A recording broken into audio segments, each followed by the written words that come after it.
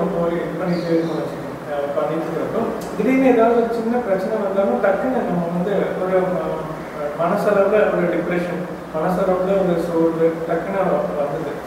கரெக்டாக நம்ம கரெக்டாக போயிட்டே இருக்கோம். திடீர்னு இந்த மாதிரி ஆகிறப்போ நம்ம அதை எப்படி ஹேண்டில் பண்ணுறது அப்படிங்கிறது எனக்கு தெரிய மாட்டேங்குது. ஆமாம், இந்த ஞானம் வந்து குருக்கிட்ட கேட்டு தெரிஞ்சுக்கிறது வந்து சிரவணம் அப்படிங்கிறோம். காதால் கேட்கறதுனால சிரவணம். மனநங்கிறது வந்து லாஜிக்கலாக அதை வந்து புரிஞ்சுக்கிறது. நான் சிரவணத்தில் என்ன பண்ணுறேன், வேதத்திலேருந்து இருக்கிற விஷயத்தை மட்டும் தான் தரேன். அதனால் ஸ்ருதியிலேருந்து வர்றதுனால சிரவணங்கிறோம். சிரவணம்னா காதால் கேட்குறது. ஆனால் அது பத்தாது. இது எப்படி இல்லை உண்மை அப்படின்னு லாஜிக்கலாக புரிஞ்சுக்கணும். அந்த நியாய தர்க்கப்படி புரிஞ்சுக்கிறது பேர் மனனம். அப்படி புரிஞ்சுக்கினா தான் வந்து அறிவு வந்து தெளிவாகும். நான் சொல்லிடுறேன், நீங்கள் வந்து மனிதன் அல்ல, நீங்கள் பரமாத்மா அப்படின்னு நான் சொல்கிறேன். அதை நான் விளக்குறேன். அதை லாஜிக்கலாக நீங்கள் புரிஞ்சுக்கிட்டால் தான் நீங்கள் வந்து நம்புவீங்க. இல்லைன்னா அவர் சொன்னார், ஆனால் என் வாழ்க்கை இப்படி தான் இருக்குது, அவர் சொல்கிறார் நான் பரம்பொருள் இப்படின்னு. ஆனால் நான் எப்பவுமே ஜீவனாக தான் இருக்கிறேன், என்ன எப்படி சிவனாக முடியும்? சிவன் வந்து நான் பிறந்து கொஞ்ச நாள் ஆகுது, சிவன் வந்து உலகத்தையே படைத்தவர். இவர் சொல்கிறாரு சிவனும் ஜீவனும் ஒன்றுங்கிறாரு. அது எப்படி ரெண்டும் ஒன்றா இருக்க முடியும்? அப்போ அதுக்கு லாஜிக்கலாக புரிஞ்சுக்கணும். எந்த விதத்தில் வேற்றுமை, எந்த விதத்தில் ஒற்றுமைன்னு தெரிஞ்சுக்கணும். இப்போ உங்களுக்கும் சாருக்கும் 3 பேருக்கும் வேற்றுமை இருக்குது நிறைய.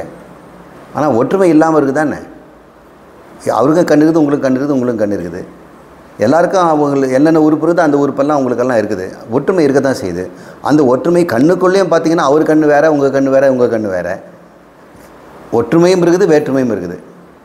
அப்போ பரமாத்மாவுக்கும் கடவுளுக்கும் எனக்கும் வேற்றுமைகள் நிறைய, ஆனால் ஒற்றுமை ஒன்று இருக்குது. ஒற்றுமை இருக்குது. அதனால தான் வேதம் சொல்லுது நீ அவரும் ஒன்றுங்குது. அப்போ வேற்றுமைகள் ஆயிரக்கணக்காக இருக்குது, ஆனால் ஒற்றுமை ஒன்று இருக்குது. ஒரே ஒரு ஒற்றுமையை வச்சுட்டு நான் கடவுள்னு சொல்ல முடியுமா? உங்களுக்கு எனக்கு ஒரே ஒரு ஒற்றுமை, நம்ம 2 பேரும் ஒரே ஊருக்காருங்கிறதுனால நீங்கள் நானும் சமம் ஆகிட முடியுமா அப்படின்னு நம்ம சொன்னோம்னா சமம் இல்லை தான். ஒருத்தன் வந்து பெரிய பண்டிதன், ஒருத்தன் வந்து பாமரன். ஆனால் 2 பேருமே பீளமேட்டிலேருந்து வந்துட்டாங்கிறதுனால 2 பேரை சமம்னு சொல்ல முடியுமான்னு? அப்போ இறைவனுக்கும் மனிதனுக்கும் சமம் இருக்குது, ஒரு சமம் இருக்குது.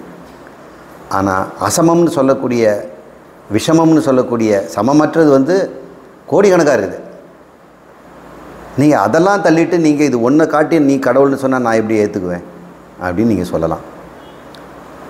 ரெண்டுத்துக்கு எது பலம்னு பார்க்கணும். வேற்றுமைகள் பலமா ஒற்றுமை பலமான்னு பார்க்கணும்.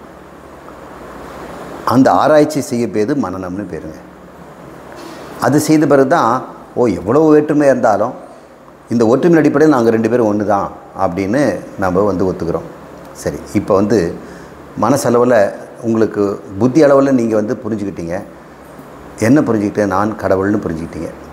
அதை நான் வந்து ப்ரூவ் பண்ணிடுவேன். கடவுள்னு தத்துவபோதத்தில் நம்ம பார்த்துட்டோம். சரி, நான் மனிதனாக தானே வாழறேன், கடவுள் எப்படி வாழ்வார்? ஏன்னா புராணங்கள்லாம் பார்த்தோம்னா கடவுள் எப்படிப்பட்டவர்னு நமக்கு சினிமா கதையெல்லாம் பார்க்கும் பொழுது அது மாதிரி நான் இல்லையே. அவன் நினச்ச நேரத்தில் ஒரு கையை நீட்டினார்னா சூலம் வருது, நம்ம அசுரனை கொல்றாரு. நாம் வந்து பேனை கூட கொல்ல முடியல, கரப்பாம்பூச்சி கூட கொல்ல முடியல. நாம் எப்படி அது சமமாக இருக்க முடியும்? அப்படின்லாம் நமக்கு குழப்பங்கள்லாம் வரதான் செய்யும். சரி, இப்போ சிரவணமும் மனனமும் பண்ணி நிச்சயமாக புரிஞ்சுக்கிட்டீங்க, என்னுடைய அறிவு தத்துவம் தான் கடவுள், என்னிடம் இருக்கின்ற அறிவு தத்துவம் தான் கடவுள். இந்த அறிவற்ற உடம்பில் நான் வேறு தான். ஆனால் நான் என்ன பண்ணுறேன், அறிவை நானுன்னு சொல்லிக்காம அறிவற்ற உடம்பையும் சேர்த்து நானுன்னு சொல்கிறேன். இப்போ கடவுளை கேட்டோம்னா அவர் அறிவற்ற இந்த உலகத்தை விட்டுட்டு அறிவு மட்டும்தான் நானுங்கிறாரு. ஆனால் நாம் என்ன சொல்கிறோம், நீ யாருன்னு கேட்டோம்னா அறிவு மட்டும் நானுன்னு சொல்கிறதில்ல, அறிவோடு சேர்த்து அறிவற்ற இந்த கை கால் உடம்பையும் சேர்த்து சொல்கிறோம். அதனால் குழப்பம் வருது. இப்போ நமக்கு துன்பங்கள்லாம் எங்கே வருதுன்னு பார்த்தோம்னா பெரும்பாலும் மனசில் தான் வருது. சில பேருக்கு உடம்பில் வரலாம். உடம்புலன்னா கால் வலி, கை வலி, மூட்டு வலி, கண் வலின்னு வரலாம். மனவலி தான் ரொம்ப பெரிய வலியாக இருக்குது. அந்த வலியில் ரொம்பவும் அதிகமான வலி எது அப்படின்னு கேட்டோம்னா நம்முடைய அவமானம்தான். அவமானம் தான் நமக்கு இருக்கிறதுல பெரிய. அப்போ மானம்னா என்ன அப்படின்னு பார்த்தோம்னா அளத்தல்னு அர்த்தம், அளவுகோல்னு அர்த்தம். அப்போ நம்மளாம் வந்து அளந்து வச்சுருக்கிறோம். யாரோ ஒருத்தர் குறைச்சி சொல்லிட்டோம்னா அந்த அளவை, அது பேர் அவமானங்கிறோம். நம்ம அளவை கொஞ்சம் அதிகமாக புகழ்ந்து பேசிட்டோம்னா வெகுமானங்கிறோம். அப்போ நம்ம எல்லாமே எங்கள் அளவை வந்து வெகுமானப்படுத்துறதுக்கு தான் ஆசைப்படுறோம், யாரும் அவமானப்படுத்துறது ஆசைப்படுறதில்ல. உண்மையில் பார்த்தோம்னா இது எல்லாருக்கும் இந்த ஆசை உண்டு. கூட இருக்கவங்களுக்கு எல்லாமே அவங்களுடைய மானத்தை வெகுமானம் பண்ணணுன்னு தான் அவங்க ஆசைப்படுறாங்க, எல்லாரும் ஆசைப்படுறாங்க.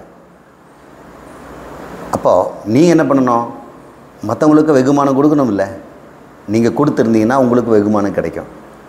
நாம் என்ன பண்ணுறோம், அவங்கள அவமானப்படுத்த பார்க்குறோம். எப்படியாவது நேராக பண்ணாவிட்டால் கூட மறைமுகமாக மற்றவங்க 4 பேர்கிட்ட அவரை பற்றி அவமானமாக தான் பேசி வைக்கிறோம். அவரை கேள்விப்படும்போது நம்ம மானம்ன்ற ஒரு அளவை இவர் குறைச்சி சொல்லியிருக்கிறாரு, அப்படி மாற்றி சொல்லியிருக்கிறாரு அப்படின்னு அவங்க நினைக்கும்போது அவங்க நமக்கு செய்கிற ஆரம்பிக்கிறாங்க.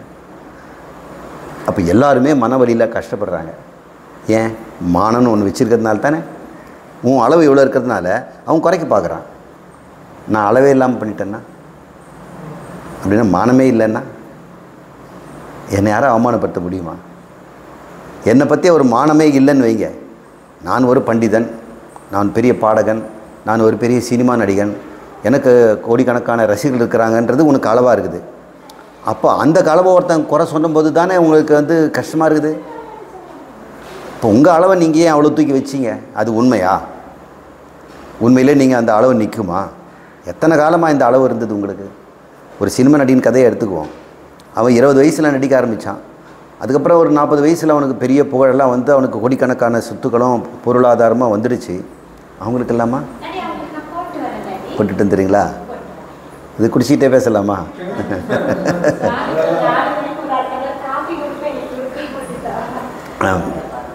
அப்போ இந்த மானம்ங்கிற ஒரு அளவுகோல் நம்ம அப்படி தூக்கி பிடிச்சி வச்சுருக்கிறோமே, அந்த மானத்தை நம்ம காப்பாற்றிருக்கோமா? நம்மக்கிட்டேயே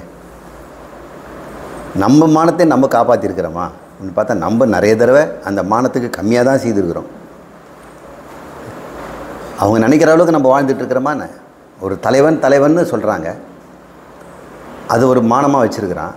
அவன் அந்த அளவுக்கு அவன் மானஸ்தானம் அவன் வாழ்ந்துருக்கிறான்னு பார்த்தா இல்லை, திருட்டுத்தனமாக தப்பெல்லாம் பண்ணியிருக்கிறான். இந்த மானத்தை மட்டும், மானம்னா உங்களுக்கு புரியுது இல்லை, அளவுகோல், தன்னை பற்றி ஒரு அளவுகோல்.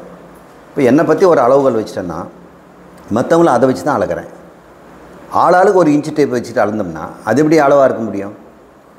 உலகத்துக்குன்னு ஒரு பொது இன்ச்சு டேப் இருந்ததுன்னா அதை வச்சு அளந்தீங்கன்னா பரவாயில்ல.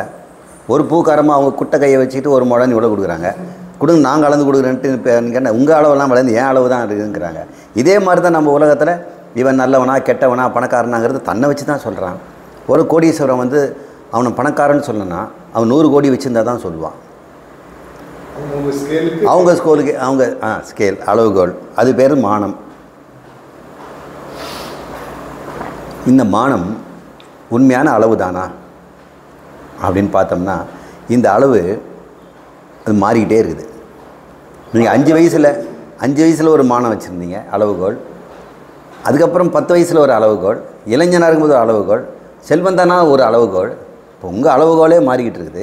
அப்போ உலகத்தை நீங்கள் அதை வச்சு அளக்கும்போது விதவிதமாக தான் அளக்குறீங்க. இதில் எது நியாயம்?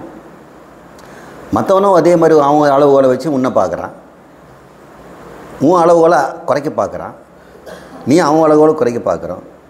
இதுதான் வாழ்க்கையில் முழுக்க போராட்டங்க. இந்த மானத்தை வச்சுட்டு படாத பாடுபடுறாங்க. முதலாளி ஏதாவது ஒன்று கடிச்சிட்டாருன்னா மானமே போயிடுது. 2 நாளைக்கு நமக்கு கோபம் வருது. அவர் எவ்வளோ நல்லது பண்ணியிருக்கிறார், ஆனால் ஒரு நாள் வந்து ஒன்று சொன்ன உடனே நம்ம மானம் பொத்துக்கு போகுது. அதுக்கப்புறம் நம்ம வந்து தூங்குறதுல அழறோம், 4 பேர்கிட்ட அவரை பற்றியே பேசிகிட்டு இருக்கிறோம். அவர் அதை மறந்துட்டு மறுநாள் வந்து சிரிச்சுட்டே பேசுகிறார், நமக்கு கொதிக்குது. ஏன் அந்த மானத்துக்கு உங்கள் காப்பாற்றி என்ன பண்ண போகிறேன்? அதை வந்து புகழ்னு சொல்கிறாங்க இல்லையா? இந்த மானங்கிறது வந்து கீர்த்தி அல்லது புகழுங்கிறோம். இந்த கீர்த்தியை வச்சுட்டு நீ என்ன பண்ண போகிற? உன் பசி நிரம்புமா? ஒரு பெரிய பணக்காரனுக்கு அவனுக்கு புகழ் வாய்ந்தவனுக்கு கீர்த்தி இருக்குது, டெய்லி நியூஸ் பேப்பரில் பற்றி அவனை பற்றி போட்டுட்டு இருக்கிறாங்க. ஆனால் அவன் வந்து மழையிலேருந்து காப்பாற்றுமா? நாய் கடிக்காமல் இருக்குமா? ரோட்டில் சாணி மிதிக்காமல் இருக்க முடியுமா? பல் வலிக்காமல் இருக்குமா? இந்த கீர்த்தினால் என்ன ஆகுது சொல்லுங்கள்? ஒரு அற்ப சந்தோஷம். மற்றவனை விட நான் வந்து புகழ் உடையவன். ஆனால் அந்த புகழை காப்பாற்றுறது எவ்வளோ பயந்துட்டு இருப்பீங்க. வாங்க சாமி, இருக்குது இல்லையா? நமக்கெல்லாம் புகழ் இல்லாதனால நம்ம எங்கே வேணால் போயிடலாம். ஆட்டோவில் போகலாம், நடந்து போகலாம், தெருவில் போகலாம். புகழ் மிக்கும் அது மாதிரி நடந்துட முடியுமா? கோயிலில் கியூவில் நிற்க முடியுமா? இங்கெல்லாம் இங்கே தமிழ்நாட்டில் ஒன்றா நீங்கள் யாருன்னு தெரியும். அவர் வந்தாருன்னா கும்ப மரியாதை பூர்ண கும்பம் கொடுத்து உங்களை கூப்பிட்டு தலையில் ஏதாவது பட்டம் கட்டி உங்களுக்கு மாலையெல்லாம் போடுவாங்க. இப்படியெல்லாம் நியூஸ் பேப்பரில் பார்க்குறோம். திருப்பதியில் அப்படி, கும்பகோணத்தில் அப்படி பண்ணாங்க, அவருங்க போனாங்க அப்படின்னு. வெளிநாட்டில் அப்படி நடக்குமா? இல்லை வேறு மாநிலத்தில் உங்களுக்கு செய்வாங்களா? அப்போ அவங்க மானம் போய்டுமில்ல, போய் கீழே நில்லையான்பா. அதனால் இவங்க அங்கெல்லாம் போக மாட்டாங்க. அவனுக்கு வாழ்க்கை முழுக்க அவனுக்கு எவ்வளோ கஷ்டம் பாருங்கள். மானத்தை நம்ம தூக்கி பிடிச்சோம்னா அந்த மானம் போகிறதுக்கு நிறையா வாய்ப்புகள் இருக்குது. இப்போ என்ன பண்ணணும்? அப்போ அவமானப்படுறதை நம்ம எடுத்துக்கணுங்கிறீங்களா? எப்போ அது அவமானமாகும் தெரியுங்களா? உங்கள் மானம் எவ்வளோன்னு வச்சுருக்கீங்களோ அந்த அளவு குறைஞ்சாதான். நீங்களே பணிஞ்சு குறைச்சிட்டிங்கன்னா, பணிவு வந்துடுச்சுன்னு வைங்க. தொட்டி ஒருத்தன் குப்பை பொறுக்கிறவனு கூட அவனுக்கிட்ட நம்ம பணிஞ்சிடணும். சாமி வரீங்களா சாமி, குப்பையெல்லாம் எடுக்குது சாமி அப்படின்னு சொல்லி அவரை கெஞ்சி கேட்குறோமா? நம்ம எப்படி அதிகாரம் பண்ணுறோம்? அப்போ அவன் நக்கலாக பண்ணுவான்ல. அவமானத்தை நீங்கள் குறைச்சிருக்கிறீங்கல்ல. பணிஞ்சு பாருங்களேன். வாழ்க்கையில் எல்லாருக்கும் பண்ணிங்களேன். சின்ன குழந்தைங்களும் பண்ணிங்களேன். பண்டிதர்களுக்கு நம்ம பணிச்சிடுறோம், சாமிக்கே பண்ணிச்சிடுறோம், டீச்சருக்கு பயந்துடுறோம். ஆனால் சராசரி மனிதர்களுக்கு நம்ம பணிவு தரமா? வாங்க வாங்க.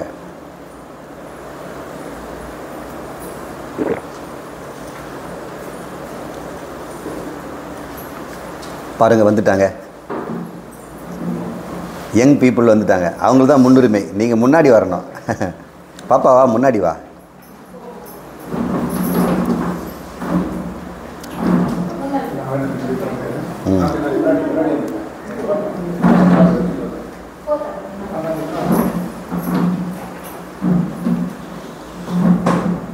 இப்போது பணிவு தான் நமக்கு வந்து சரியான மானம். பணிஞ்சு போயிட்டோம்னா எல்லாருக்குமே பணிஞ்சு போயிடணும். இந்த பணிவு நமக்கு அது ஒரு பெரிய உயரத்தை கொண்டு போய் கொடுத்துரும்.